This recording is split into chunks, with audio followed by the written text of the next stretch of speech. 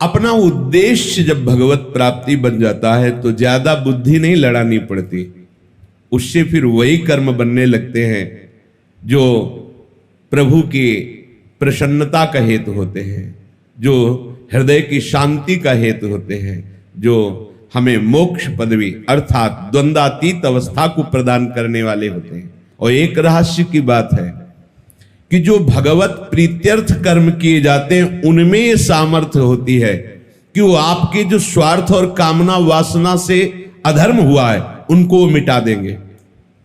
हित सजनी जो आचार्य स्वरूप में प्रकट होकर के बता रहे हैं, बिल्कुल सहज सरल भाव से अपने घर में गुरु प्रदत्त प्रियालाल को विराजमान करो। गुरु प्रदत्त इसलिए मनमानी प्रभु की छवि भी विराजमान करके आप उनमें भाव और भाव भरी उपासना पद्धति नहीं प्रकट कर पाएंगे, इसलिए गुरु प्रदत्त है। गुरु प्रदत्त उपासना, उपास्य देव मंत्र और जो जो पद्धति बताई गई है इसकी बड़ी महिमा है। मनमानी उपासना और गुरु प्रदत्त उपासना में बड़ा अंतर है।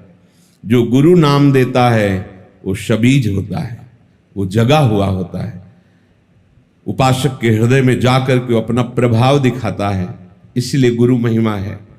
आचार्य चरण कह रहे अपने घर में प्रियालाल को विराजमान करो, बहुत सहज कर्म बंधन से मुक्त होने का उपाय है।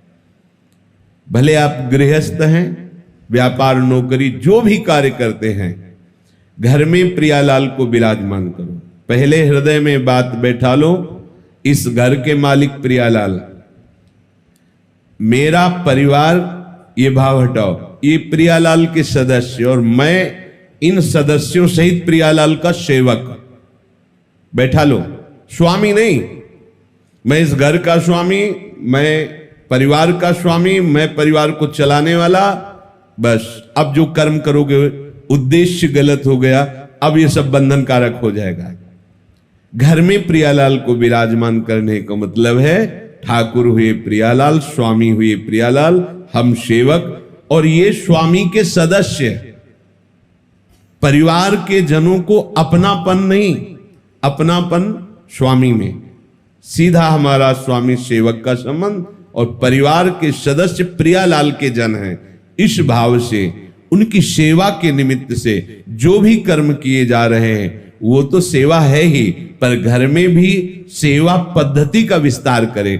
तांबूलम क्वचिदर्पयामि चरणौ संवाहयामि क्वचिन मालाद्यै परिमंडे क्वचिदहो संवीजयामि क्वचित कर्पूरादि सुवासितं क्वच पुनः सुस्वादु चाम्भोमृतो पायाम्येव गृहे कदा खलु भजे श्रीराधिका माधवौ।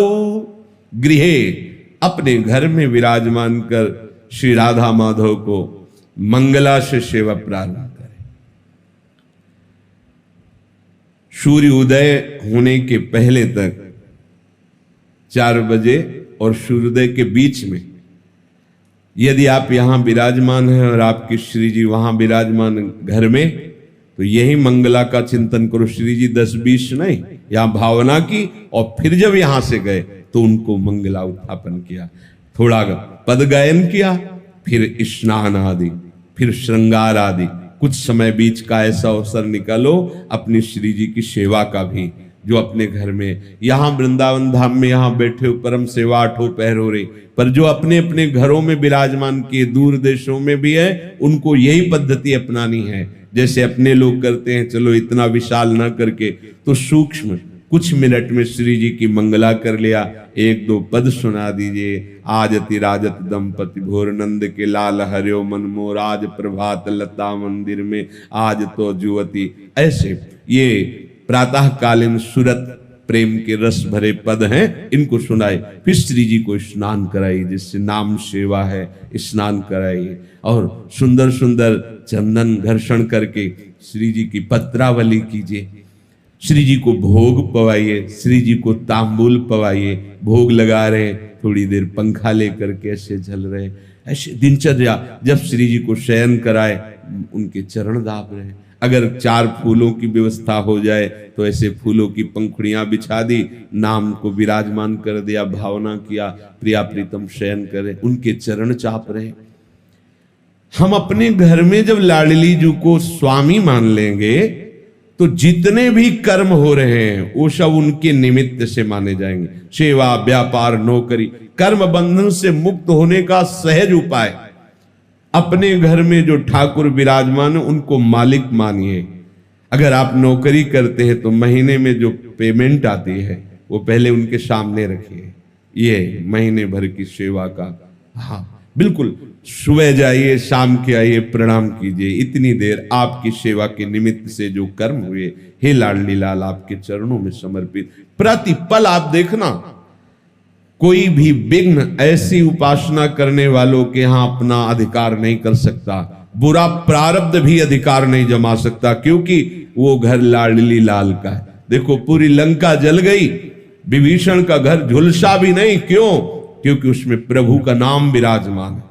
दीवालों में नाम अंकित किए हुए, उनमें प्रभु का भक्त रहता है। जहां नाम कीर्तन होता है, नाम कीर्तन का बड़ा प्रभाव है। सबको अपने घर में नाम कीर्तन करना चाहिए, बहुत मंगल होगा, बहुत मंगल। 10 मिनट ही सही, परिवार के 4 सदस्य बैठकर यदि नाम कीर्तन करोगे तो परिणाम देख लेना।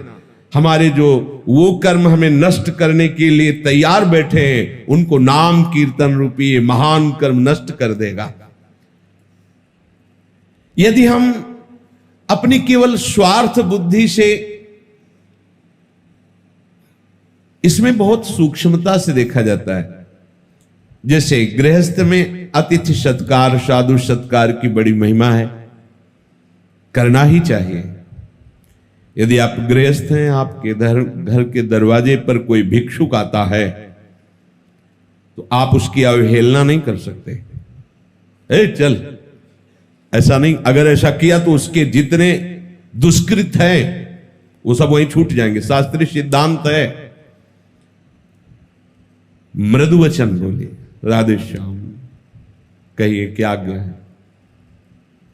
अब वो जो मांग रहा है, अगर आपके पास सामर्थ्य है तो दे दीजिए, नहीं दैन्य होकर उत्तर दीजिए, राधे श्याम हमारी सामर्थ्य नहीं है, आप पधारिए, आगे कहीं मांग लीजिए। ऐसा आप वहां गलत भावना करके, ए भिखारी है चल भाग यहां से, बिल्कुल ऐसा नहीं, बिल्कुल ऐसा नहीं।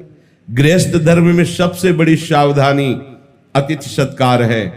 कोई भी, भले कोई पाखंडी आया है, आप दरवाजा मत खोलिए, पर बाहर से राधे श्याम, वो कुछ भी बोल रहा है, हाँ हम तुम्हें 2 रोटी दे सकते हैं, अगर आप नहीं तो हमारे पास आगे धन की व्यवस्था या और जो आप मांग कर रहे हैं हम नहीं दे पाएंगे, आप जल पी लीजिए, आप रोटी ले लीजिए। वो भी घर में जब कोई पुरुष सदस्य हो तो गेट खोलिए, नहीं तो ऐसी व्यवस्था रखिए कि गेट के अंदर से ही दे दीजिए। सावधानी, समय का जैसा स्वरूप होता है वैसी ही मर्यादा रखनी चाहिए। जैसे जानकी जी अकेले पर्णकुटी में, तो लक्ष्मण जी ने रेखा खींच दी थी कि इसके बाहर मत जाना, अंदर से ही अगर कोई प्रश्न उत्तर हो तो अंदर ही करना, इस रेखा को कोई पार नहीं कर सकता। पर जानकी जी अतिथि सत्कार की विशेष भावना के कारण उस रेखा को पार कर गई, तभी रावण उठा ले गया, नहीं सामर्थ्य नहीं थी, वो उसकी सामर्थ्य नहीं थी कि रेखा पार करे। ऐसा समय का है। अगर आपको ऐसा लगता है कि घर में कोई सदस्य नहीं पर अतिथि आया हुआ है तो आप बाहर, राधे श्याम आपको अगर रोटी चाहिए तो दे सकते हैं, अन्यथा प्रणाम। कटु वचन बोलकर तिरस्कार करके भगाना मानो उसके पापों को स्वीकार करना। दूसरी बात, जैसे कोई संत आया है, आप जिसका परिचय भी जानते हैं, आप आदर पूर्वक उससे बैठाला, मृदु शब्दों का प्रयोग किया और 4 लोगों को बताते कि हमारे घर में संत आते हैं तो हम ऐसा ऐसा ऐसा करते हैं, उससे आपके अभिमान को सुख मिलता है। अब ये कर्म कल्याणकारक नहीं रहा, ये बंधनकारक बन गया। ध्यान दीजिए, जो हम 4 लोगों से कहकर बड़ाई पाने की इच्छा से अपने कर्मों को प्रकाशित करते हैं, तो बड़ा सात्विक कर्म किया हुआ भी वो बंधनकारक बन जाता है और प्राय अहंकारी पचने नहीं देता। हम वृंदावन में गए थे, इतने का भोग लगाया था, इतना बिहारी जी को भोग लगाया, इतने संतों को पवाया, ऐसा किया वैसा, ये अहंकार का पोषण हो रहा है। अब वही कर्म तुम्हारे बंधन, शुभ बंधन जैसे अशुभ बंधन, ऐसे शुभ बंधन कारक बन गया। तो इसमें जो सम्मान की, स्वार्थ की, अहंकार की भावना से कर्म किया जाता, वो यज्ञार्थ कर्म नहीं होता, चाहे जितना बड़ा कर्म हो।